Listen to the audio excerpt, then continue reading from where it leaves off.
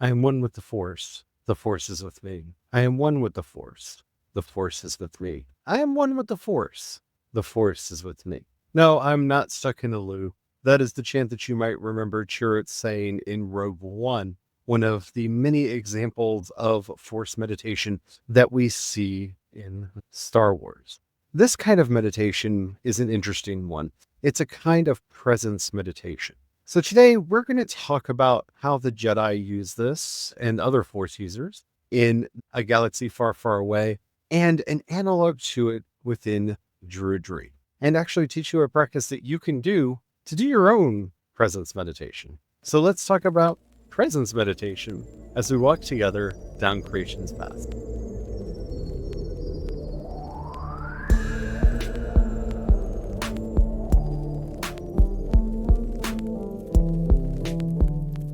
Hello, everyone. My name is Charlie. I am a Christopagan Druid and priest of Bridget. Hello, everyone. My name is Brian. I'm a Christopagan Druid and sous chef to the Dagda. We've done a lot of philosophical talk about the Jedi and the correlations and correspondences. I know everybody's been waiting for me to use that word. In between the practices and beliefs of the Jedi and those of the Druid. Today, we're going to get practical. We're actually going to be doing 2 of these practical episodes on 2 different kinds of Jedi meditation that link to and are similar to various kinds of Druid meditations. We're going to be starting today by talking about presence meditation. Now, if you've been following along with the podcast, some of this will sound a little bit familiar because we've talked about a kind of presence meditation in our episode where we invited you to join the presence of a tree. We're going to go in deeper with that and kind of teach you how to tune in and connect to the living force, if you will, to the one life, and have a really interesting experience of a person, place, or thing. But before we get into all that, if you haven't already, don't forget to like, subscribe, follow, whatever the terminology happens to be on whatever app you're listening to us on. We do 5 original Christopagan and Druid episodes Monday through Friday, and you don't want to miss a thing because we've got a lot of really cool stuff coming up. All right, let's just get into it, shall we? I am one with the Force is with me. I'm one with the Force is with me. Jedi presence meditation, really interesting stuff. I've always been fascinated by that aspect or that side of the Jedi and the Force arts, going all the way back to just that being present and the heightened awareness that comes from that the Jedi get. It influences their reflexes. They talk about that in Phantom Menace, where they talk about reflex of a Jedi and how some of that comes from just being present in the moment and aware of the living force.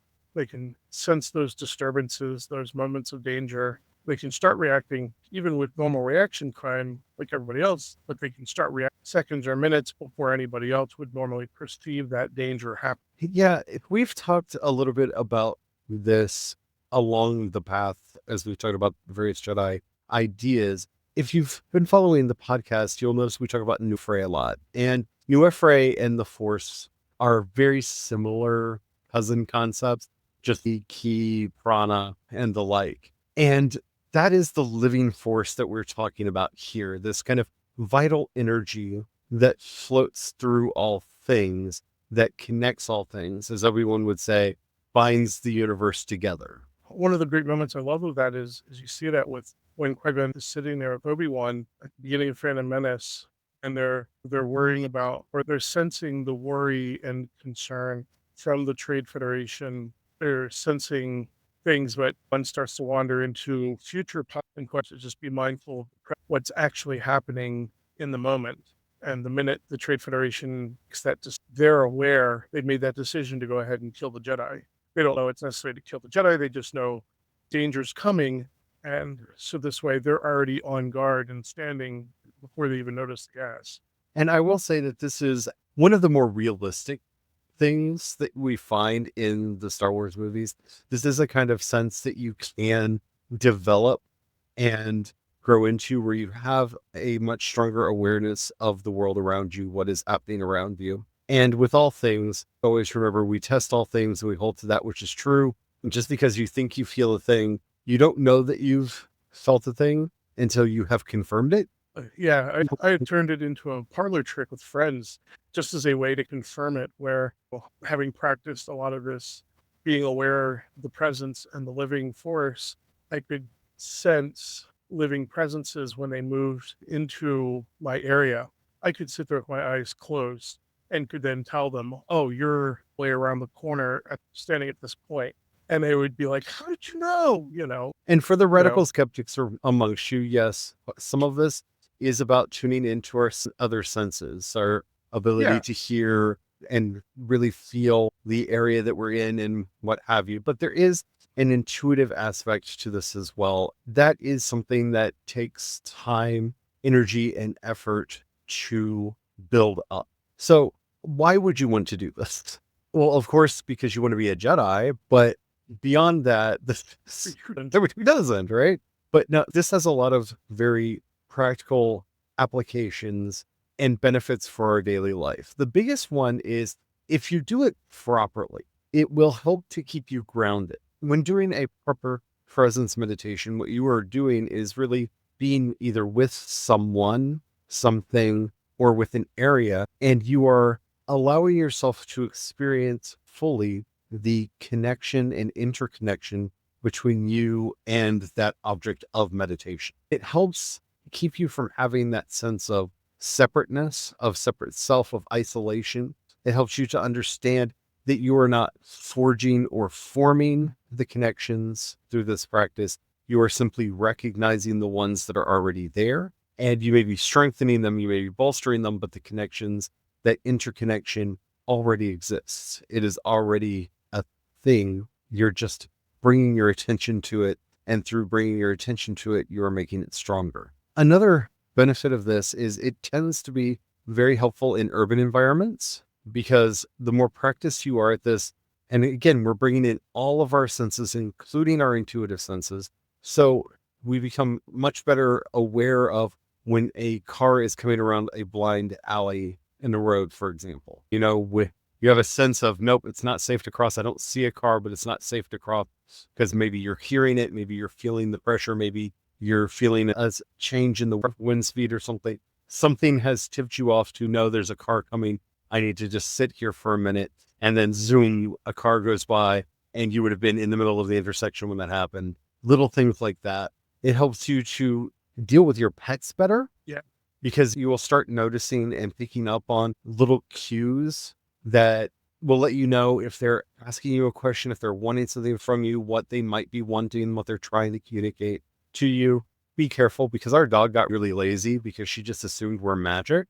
And so we got to the point where she just stopped and stared at us. And, okay, do your magic. You know what I want. Yeah. And we've had to no, you have to let us know. Or do you need food? Do you need water? Do you need to go outside? What do you need? And she's starting to realize again, okay, so I have to indicate this way, that way. It's not just pure mind reading, though it looked like mind reading. She got very convinced of that and got lazy.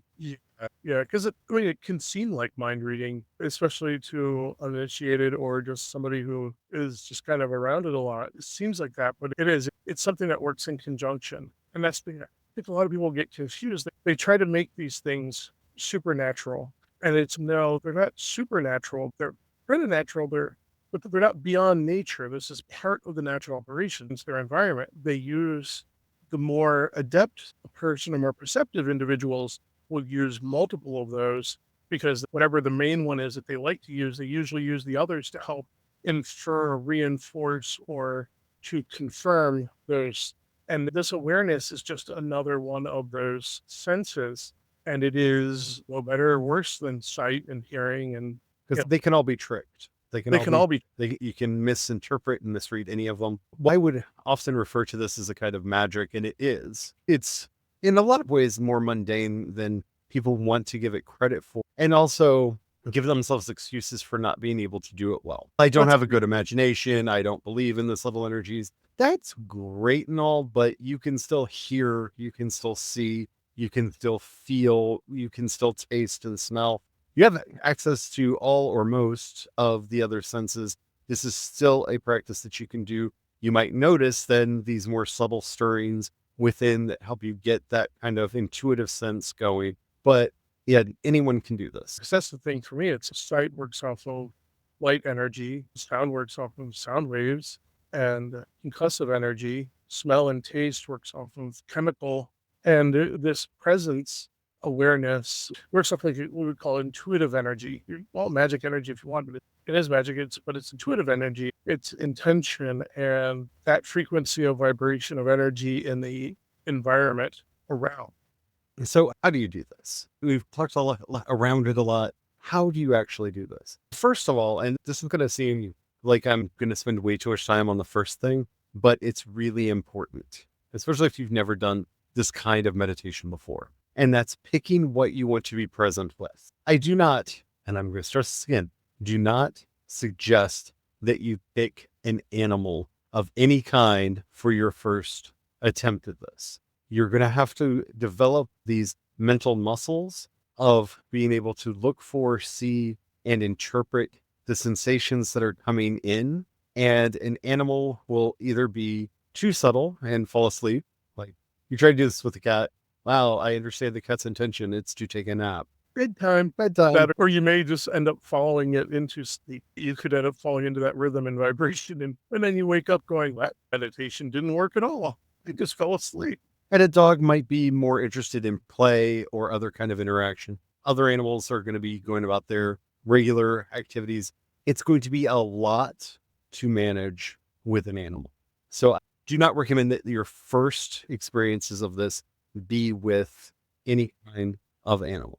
Now, if you want to do this with motion, finding a creek or a river or a spring, or even a fountain, if you're in an urban area, is a good place to do this experience, have this experience with something in motion. If there's a breeze going and you want to focus on the wind, find a place with trees or flags or something where you have a full sensory experience of the wind. A lit candle is great for that because you get some of that motion, but it's something that you focus in on. So usually this is taught with a candle. When you're first doing this, you do this with a candle. The reason I didn't do this with a candle is I have had a problem lately over the last 10, 15 years when I've tried to teach this to somebody in person, where they think that the goal is to stare into the eye of the sun and burn their retinas because they're like staring at the flame of the candle instead of being present with the light. Okay, and fair enough. I have stopped using candles when teaching this, if not to just stare into the light of a candle for an exceedingly extended period of time to the point where you burn it into your vision so that when you close your eyes, the candle's still burning. By all means, use a candle. That brings up I would say the second point or the sub point under the first one is that, you don't have to stare and give creepy eye to the object of your presence meditation. But in a way, it's almost more helpful to close your presence awareness and that to be utilized rather than your other senses, sight, sound, smell, taste. So in a way, closing your eyes helps. But I know sometimes, and I've been guilty of this at times in the past, so you don't have to close your eyes necessarily, but it can help because that will remove the sense of sight from the list of sensory inputs that your hand. One of the things that you will want to do is start learning which senses are the ones that you're locked into most. And that's a whole other practice. But this will actually start revealing that to you if you're hearing mostly the sound or feeling the sensation or the sight or the smell or what have you. You'll start noticing that. Just whatever you do, pick something where you can be careful, where you can be safe. Along that line, I would also put out there, especially early on, try to pick a calm, non-frenetic environment or as low frenetic as possible. Because the more frenetic the environment is, the more that just general chaotic energy that an environment has, the harder it's going to be to discern different things and to weed your way through it. It'd be like trying to learn how to listen to a whisper in a room that's screaming that has a kettle going off at full steam and the TV blaring in the background. How can you expect someone to learn how to listen to whispering or to even learn a language with all that noise? That's kind of the same thing. If you had energy in the air. And the other biggest part of this is pick something that you have a connection to, something that you're going into it. So this could be something as simple as the journal you usually write in and just being present with it. If there's a tree or a flower that you have a particular connection with, if there's a statue in your neighborhood or in a local park that you really like to visit. Pick something that you already have a pre-existent relationship with or connection to that will help you in these early stages. And then you need to go there. Now, what happens when you get there is going to involve you. I know people get really mad. They like instructions to be, I just do this and I don't have to think. But if you're ever being taught any magic or meditation that's taught like that, it may or may not work for you because you have options. Yeah. Okay. So as you all know, you've heard my voice plenty of times here on this podcast. I like to try to relate things over to what we would call mundane tasks that everybody is generally familiar with. Most people are familiar with cooking. So as a chef, I'm going to go ahead and lean in this direction. This is like being handed a recipe. You can hand 10 people the exact same recipe instructions, and you're going to get 10 different dishes, because the thing is, a lot of the subtle workings you can't just have handed to you. And so we can give you guidelines, but we can't hand you a recipe that you're going to be able to go do A, B, C, D, and done. Because what that goes in here, there's a lot of things that work best with each individual, and individuals do work quite differently. So you need to understand how you focus best. And this may take some trial and error if you don't already know. I am somebody who has bad knees and a bad back, so I am going to sit. You may need to stand. The little bit of energy that it takes to keep standing might be enough to help you focus. You may need to walk in a circle around it because maybe you need that motion to help you focus. Whichever works best for you is what you should do when you arrive at the spot. And yes, if you're doing a river, you can just pace up and down the bank. Or if there are a couple bridges, like if you're doing this at a park that has 2 pedestrian bridges, not too far apart, you can just walk a circuit around a section of the river. I do not advise crossing the river or wading into the river, at least not at first. The sensation of your feet getting wet could be a distraction because it is such a powerful sensation. It may overwhelm the more subtle sensations that we're going for. So I would not cross if there's not an easy path. You also don't want to pass if there's like a log bridge or something that requires a lot of balance, because again, that's going to distract you from the meditation itself. So if there's a nice footbridge that you can go across, by all means, do that.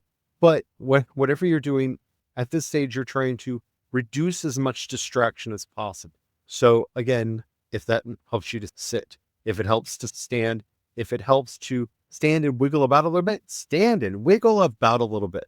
If you need to do what helps you to focus. You may need to get yourself a set of those meditation balls that you can twirl in your hand.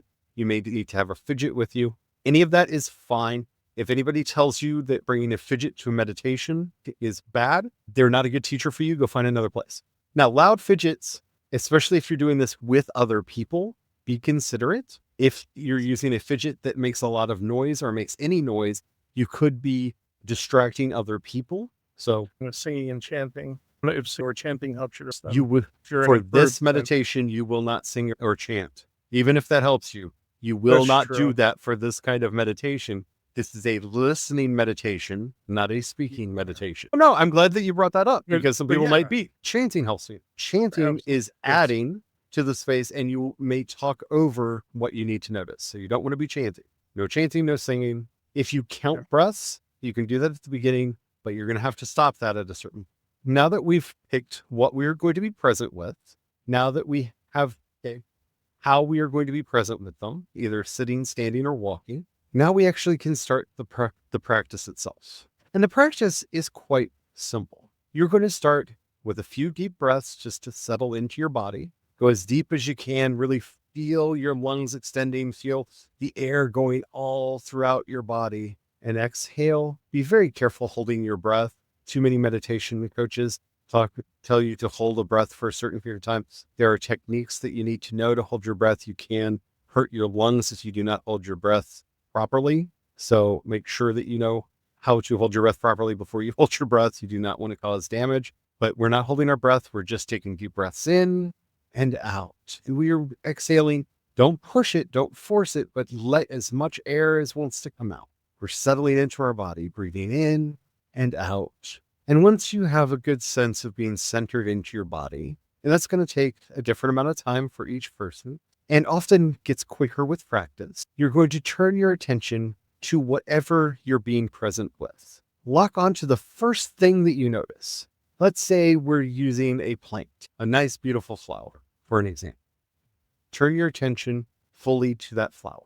What's the first thing that hits you? Is it the smell, the scent of the flower? Is it the color of the petals? Is it a bee? Is it the stamens moving in the wind? Is it the leaves? What catches your attention? That's what we're looking for. What is that first thing that catches your attention? Then lock in on that. Stay with it. We're not turning on our discursive mind at all here. If thoughts arise, just let them flow by. Just don't hold on to them. Let them go. Bring yourself back to your breath and then back to what you're focused on. All you need to know is leaf green or rose red or whatever it is that caught your attention. You're just sitting with it. As thoughts arise, you just let them flow. You will feel at a certain point sated with what you are connected. It is good. And something else will catch your attention. Once that happens, move to that. Now is when you can let your discursive mind turn on just a little bit. Just a little bit. What is the connection between the two things that you are focused on?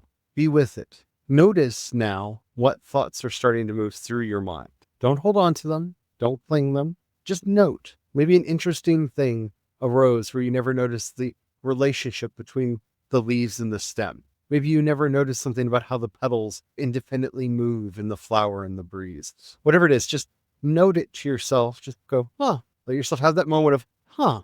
Or maybe, oh, that moment of whatever the realization was. But again, let it go and let it just flow by. And you're going to keep doing this for however long you plan to spend with this. You could spend an entire day. You could spend an entire afternoon. You could spend an hour. You could spend 5 minutes. But stay in its presence. Notice what you're noting. What are you feeling? Are you sensing any connections between you and it? Why are you connected to the color or to the movement? Just notice and let it go. We're not here to analyze. We're not here to resolve anything. This isn't a scientific study of the flower. It's just being present with it. You're not here to admire its beauty, though you might note that you find it beautiful. You're not here to admire its fragrance, though you might note that you enjoy its fragrance. What are you noting? What are the things that are arising within you? How are you feeling about them? You're just letting yourself have those moments and just letting them pass. And then when you're done, speak a moment of gratitude for sharing space with you to whatever you were present with. Take a couple deep breaths and feel yourself firmly in your body. At this point, especially if you've never done this before, you should notice that you had stopped noticing various aspects of your body. You're so wrapped up into the thing that you were present with, you stopped noticing parts of yourself. You just experienced presence with something else. Now, this is the light version of this practice. And what you'll notice is the deeper versions are the exact same practice. You just will start noticing subtler and subtler and subtler details as you get more acquainted with the person, place, or thing that you are meditating with. The more you practice and you develop these skills, to be quite honest, the quicker you will get to those more subtle aspects as you are meditating in the presence of this thing. This is where you would take time to pull out your journal. Everybody knew that was coming, right? Pull out your notes app on your phone, whatever you're using, and just jot down your experience.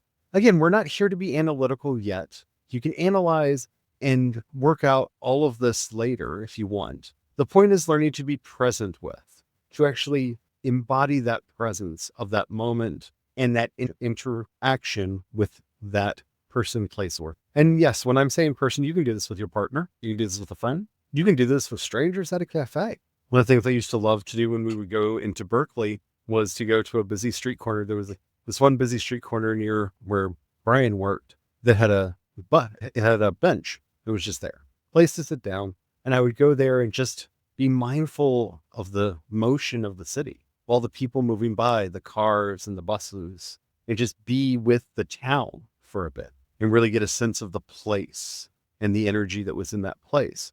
You'll notice as you're developing your skills with this practice that your idea of the thing can start getting bigger or smaller. And your relationships with them that you start noticing will become deeper and deeper and deeper. But you have to be willing to start at this very simple place that we started here. And remember, there's no wrong answer here. You may think that you're there to meditate on the flower, but you're really there to meditate on the ants that are crawling up and down the vine. They're what actually gets your attention. Maybe it's the relationship between the ants and the flower. And that's perfectly all right. And the point is to learn to hold this attention loosely, to not force it. You're not forcing yourself to go, okay, I have to go through my checklist. What is the color? What is the texture? What is the sheen? What is its reflectivity? How shadowed is it? How bright is it? No. If those questions arise in you, note and let them go on. This is not about checklists. It's about being with the person, place, or thing. You'll notice that in doing this, you'll start having an interesting sense of presence that's hard to explain until you've felt it. And by the way, start with something simple, like we said, a flower, a stream, a statue, something that a tree, your house keys, your phone. And by the way, when you're staring at your phone, you should not be playing a game on your phone at the same time. Nah, you should maybe turn it over so you're not looking at any notifications that are popping up. But you can do this to get a sense of your relationship with your devices as well. But you're starting to experience this thing and what it is to be in its presence, and starting to understand its relationship to you, to the world around you, and to the environment. And it will become deeper and deeper and deeper the more times you do this, and the more practiced and skilled you are at just being present with a thing. Is there anything you wanted to add to that? Yeah, I was going to say another example that people may have seen in their life, but not realize that this is an extension of what we're talking about here with this presence meditation is like if you happen to know somebody in your life who seems to be this just natural gardener, really gifted with a lot of that born out deep awareness, this deep presence and awareness that they have with plants. Because I've known people that they could just walk in a room and sometimes not even look right at the plant and be like, oh, that plant is thirsty, or, oh, you've overwatered that plant, or that plant wants more sunlight. And you almost always hear them talk about the plants in a manner like somebody might talk to as if they had just had a conversation with a child that just said, I'm hungry, or I need to go to the bathroom, or something like that. It's the same kind of thing, except for they didn't actually have a conversation with the plant, at least not with words, but they did with this deep awareness, this presence that they just did intuitively where it went while working with plants. So this is something that will become more and more intuitive as you go along. Remember, the point of all practice is to make it second nature, that it's just a skill that you have. That's why you're practicing it. It's like learning to practice the piano or the violin. Nobody wants a concert where you just play scales, but you have to play scales to get good at knowing where all the keys are. So when it's time to play Chopin, you can. That's what practice is. And I think too many people get focused on the practice itself as if it is the end and not the means.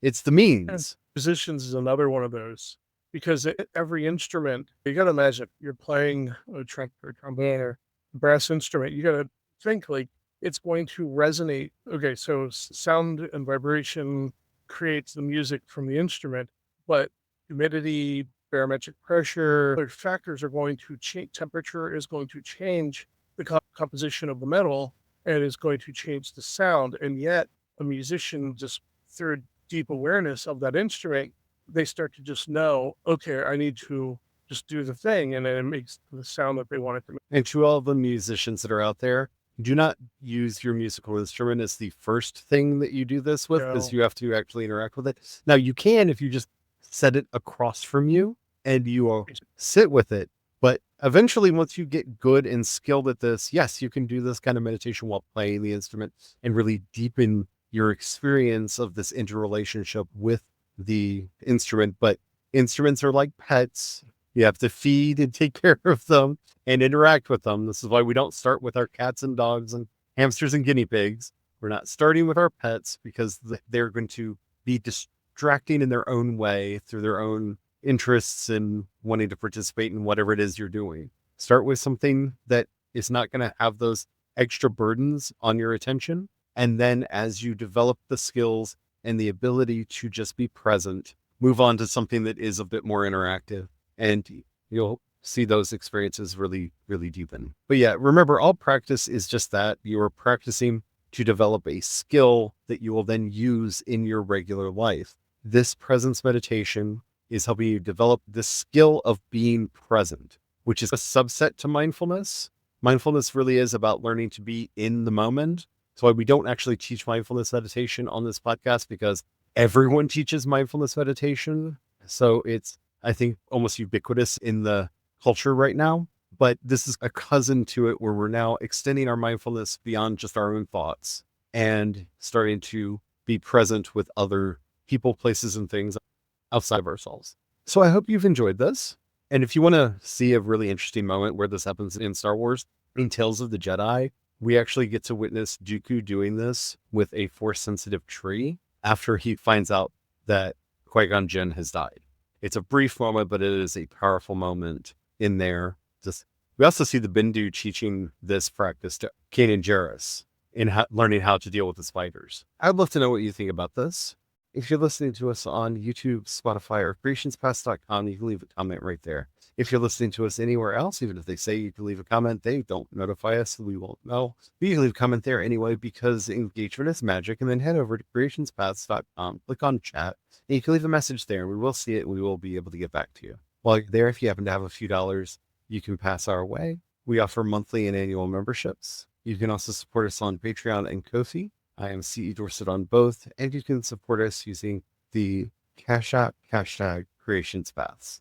Thank you to everybody who does that. We are ever so grateful. Thank you so much. You all really do help us keep the lights on, keep a roof over our head, and food on our table. If we've ever said anything that's helped you out, please share it with others. That helps us out more than you know. And as we're heading out today, I would like to say a prayer to our paragon of meditation, our Blessed Mother Mary. As it is said in the scriptures, O Holy Mary, everything you pondered in your heart, help us to learn to do this deep thought in everything that comes into our lives, so that we may be truly present with all things, and to gain the wisdom and insight that we need to get us to all the places we need to go. Amen. Amen.